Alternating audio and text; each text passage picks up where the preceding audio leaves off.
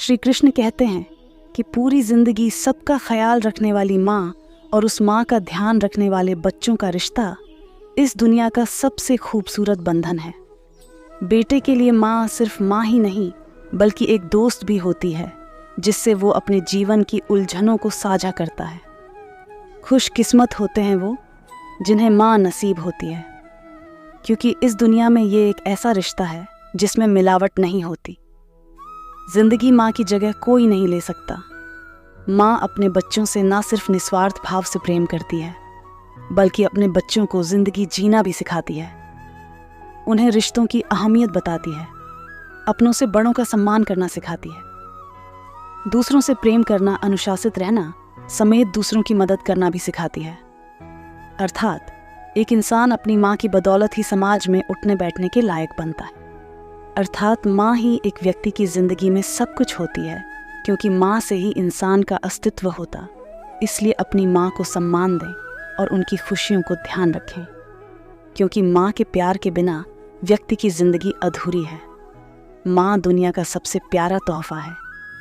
माँ भगवान का रूप होती है जो ना सिर्फ अपने बच्चों से निस्वार्थ प्यार करती है बल्कि उनकी खुशी के लिए किसी भी हद तक गुजर सकती है।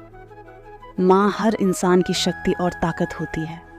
माँ ना सिर्फ 9 महीने अपने कोख में रखकर दर्द सहकर अपने बच्चों को नया जीवन देती है बल्कि पूरी साए की तरह अपने बच्चों का साथ देती है। माँ की बेहिसाब ममता को चंद शब्दों में नहीं पिरोया जा सकता। आज मैं आपसे 3 प्रश्न पूछूंगा। पहला प्रश्न, ऐसा कौन है जिस पर लगातार प्रहार करने के पश्चात भी वो मुस्कुराए और आपको सुख दे? आपका उत्तर होगा धरती या वृक्ष। दूसरा प्रश्न, ऐसा कौन है जो बिना आपके कुछ कहे सब जान जाता है, सब समझ जाता है और फिर निस्वार्थ भाव से आपकी सहायता करता है? आपका उत्तर होगा या मित्र। और तीसरा प्रश्न, ऐसे कौन से भगवान हैं जो स्वयं विष का घूंट पीकर आपको जीवन का अमृत प्रदान करते हैं? आपका उत्तर होगा महादेव। यदि आपके उत्तर ये हैं तो आपके उत्तर गलत हैं। इन सारे सवालों का एक ही सही जवाब, और वो है माँ। जब आप अपनी माँ के गर्भ में होते हैं तो उस समय उन्हें कितनी लात मारी होगी आपने, किंतु फिर भी वो मुस्कुरा के आपको आशीष देती रही। आपके बिना कुछ कहे वो सब जान जाती और इस जीवन के कठिन परिस्थितियों के विष का घूंट पीकर आप सुख का अमृत देती है। इस जीवन में आप कुछ भी कर लीजिए, अपनी माँ का ऋण कभी नहीं चुका पाएंगे। यदि कुछ कर सकते हैं तो जीवन के आनंद में, ऊधम में और धन्यवाद में अपने माँ को स्मरण रखिए। माँ का रिश्ता दुनिया का सबसे खूबसूरत रिश्ता होता है जिसमें सिर्फ प्यार ही प्यार छिपा रहता है। एक माँ का जीवन पूरी तरह अपने बच्चों के लिए समर्पित रहता है। माँ सदैव अपने बच्चों के बेहतर और स्वस्थ जीवन प्रदान करने के बारे में सोचती है, इस कोशिश में लगी रहती है उसके बच्चे की में किसी तरह का दुख ना आए। वो अपने बच्चों की जिंदगी को स्वर्ग बनाने के लिए हर वो प्रयास करती है जो कि संभव है। वहीं जिस तरह माँ बच्चों के उज्जवल भविष्य के लिए अपनी तमाम इच्छाओं को मारती है और त्याग करती है, उसी तरह बच्चों का भी दायित्व है कि अपनी माँ का सम्मान और उनकी खुशियों का ध्यान रखें। माँ की जुबान पर अपने बच्चों के लिए कभी बद्दुआ नहीं होती, बस एक माँ ही होती है जो अपने बच्चों से कभी खफा नहीं होती। एक कर्ज है जो हम सब पर सवार रहता है, वो हमारी माँ का है जो जीवन भर हम पर उधार रहता है। हमने तो अपनी माँ की हंसी को देखकर समझ लिया कि हमारी भी किस्मत बुलंद है। एक माँ की दुआ है इस संसार की सबसे बड़ी दौलत होती है। जो समझ गया वो रईस बन जाता है और जो नहीं समझा वो फकीर रह जाता है। माँ से छोटा शब्द इस संसार में कोई नहीं और इस शब्द से बड़ा अर्थ और किसी शब्द का नहीं। एक अच्छी माँ हर संतान के पास होती है, पर ज़रूरी नहीं कि एक अच्छी संतान हर माँ के पास हो। जब इसमें प्यार को निराकार से साकार होने का मन हुआ तब जाकर इस धरती पर माँ का सृजन हुआ। एक माँ की ममता वह सुरीली संगीत है जो हर किसी के दिल में उतर जाता है।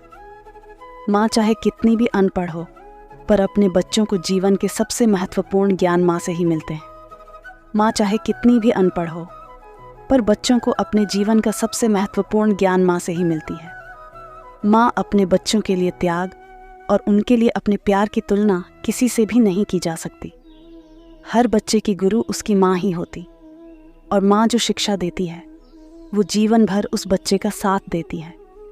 माँ वो होती है जो परिवार में किसी की भी जगह ले सकती है, पर पूरे परिवार में कोई नहीं होता जो एक माँ की जगह ले सके। जब एक रोटी के 4 टुकड़े होते हैं तो खाने वाले 5 लोग होते हैं, तो एक माँ ही होती है जो झट से कह देती है कि मुझे भूख नहीं है।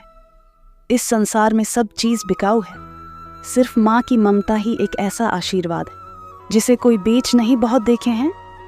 हमने ज़माने में प्यार मोहब्बत में जान लुटाने वाले कभी अपनी माँ से भी जाकर पूछना कि कितनी मुश्किलों से तुझे पाला है। उसने रातों में उठ उठ के इस संसार में हर जगह ईश्वर का पहुंचना मुमकिन नहीं था, इसलिए उन्होंने माँ की रचना की। इस पूरे संसार में सिर्फ माँ ही एक ऐसी होती है जो किसी भी हाल में जान लेती है कि उसके बच्चों की आंखें सोने से लाल हुई है या रोने से। इस पूरे संसार में सिर्फ माँ बाप ही हैं जो अपने बच्चों से सच्चा प्यार करते हैं, और उन्हें सच्चा प्यार बाकी पूरा संसार सिर्फ दिखावा ही करता है। ज़रा समय निकालकर अपनी माँ को देखकर मुस्कुरा भी लिया करो। क्या पता तुम्हारी किस्मत में तीर्थ जाना ही ना लिखा हो। इस संसार में सिर्फ एक माँ ही है जो उस चट्टान की तरह होती है जो अपने संतान पर आने वाले हर मुश्किल से पहले उससे टकराती है। माँ के हाथों में जादू है, जो सर पर हाथ फेरती है तो लगता है भगवान उतर कर सिर्फ मेरे लिए मेरे सिर पर हाथ फेर रहे हैं। और मुझे आशीर्वाद है, हमारे पूरे भारत देश में अलग अलग भाषाएं हैं, अलग अलग लोग हैं, लेकिन सब अपनी जननी को माँ ही कहते हैं। अलग अलग भाषा होने के बाद भी माँ को माँ ही पुकारा जाता है। हमारी माँ ही हमारे अस्तित्व का निर्माण करती है। हमारी माँ ही हमें एक आदर्श व्यक्ति बनाती है। वह हमारे आत्मविश्वास को कभी घटने नहीं देती है और हमें हमेशा प्रेरित ही करती है ताकि हम आगे बढ़ते रहे, कभी रुके नहीं। माँ हमारे जीवन की वो नींव है जिसकी वजह से मजबूत रहते हैं। माँ हमें शारीरिक और मानसिक दोनों रूप से मजबूत बनाती है। एक आदमी एक दुकान में नौकरी किया करता था। वह मेहनती था। काम के प्रति उसकी मेहनत और लगन देखकर उसका सेठ बड़ा खुश रहता था। वह आदमी भी उस दुकान की नौकरी से संतुष्ट था। एक दिन वह बिना बताए छुट्टी पर चला गया। सेठ उस दिन सोच में पड़ गया, क्योंकि ऐसा पहले कभी नहीं हुआ था। वह सोचने लगा, ऐसी क्या बात हो गई कि ये छुट्टी पर चला गया और मुझे बताए तक नहीं। कहीं उसे पैसों की तंगी तो नहीं रही होगी। ये विचार दिमाग में आते ही सेठ ने बढ़ाने का निर्णय ले लिया। अगले दिन वो आदमी वापस काम पर आया। सेठ ने उसे अपने पास बुलाया। उसे बताया, मैंने तुम्हारा वेतन बढ़ा दिया है। अगले महीने की पहली तारीख को उस आदमी को बढ़ी हुई पगार मिली। उसने पगार ली, लेकिन कोई प्रतिक्रिया नहीं दी ना। उसने सेठ को धन्यवाद दिया, ना ही वो बहुत खुश हुआ। बस रोज की तरह काम करता रहा। पगार बढ़ा देने के बाद सेठ निश्चित था कि अब वो आदमी और मेहनत से काम करेगा। कुछ महीनों के बाद वो आदमी एक बार फिर से बिना बताए छुट्टी पर चला गया। इस बार सेठ को बहुत गुस्सा आया कि ये कैसा आदमी है।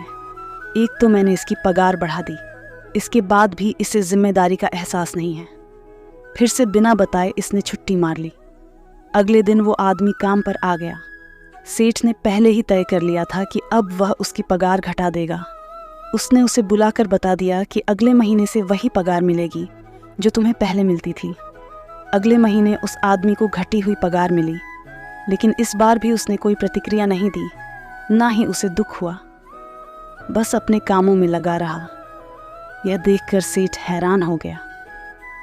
उसने उसे बुलाकर पूछा, क्या बात है, जब मैंने तुम्हारी पगार बढ़ा दी तब तुम खुश नहीं हुए, और जब मैंने तुम्हारी पगार घटा दी तब तुम दुखी भी नहीं हुए। आखिर क्या बात है?